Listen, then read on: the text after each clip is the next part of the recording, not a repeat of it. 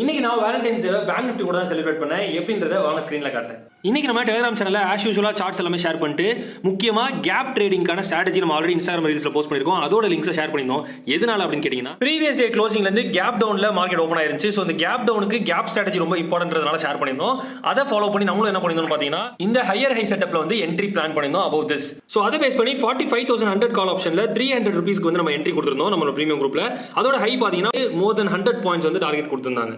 So இந்த first setup முடிச்சிட்டு second setup wait பண்ணிட்டு இருக்கும்போது நமக்கு கிடைச்சது இந்த கேப் பார்டர் ஸ்ட்ராட்டஜி. நம்ம செகண்ட் டைப் ஆஃப் என்ட்ரி எடுத்திருந்தோம். தட் இஸ் 45200 கால் ஆப்ஷன் 332 க்கு வந்து நம்ம என்ட்ரி பிளான் பண்ணிருந்தோம். அது பாத்தீங்கன்னா 332 ல இருந்து நமக்கு 439 வந்து கொடுத்திருந்தாங்க. இன்னும் ரெண்டு ட்ரேட் இருக்கு. என்னன்னு பாத்தீங்க அப்படின்னா பேங்க் நிஃப்டில ஹீரோ 46008 or 9 இதோட டார்கெட் எவ்வளவு தூரம் போச்சுன்றது நான் சொல்லல. நம்ம இன்ஸ்டாகிராம் ஃபாலோவரே சொல்றாரு, செக் பண்ணி பாருங்க. from 8 rupees to 230 rupees within a single day. என்னப்பா அவ்வளவுதான ட்ரேட் முடிஞ்சான்னு கேட்டீங்க அப்படின்னா இல்ல, ஃபோர்த் ட்ரேட் ஒன்னு இருக்கு. அதுதான் பாத்தீங்கன்னா மாஸ்டர்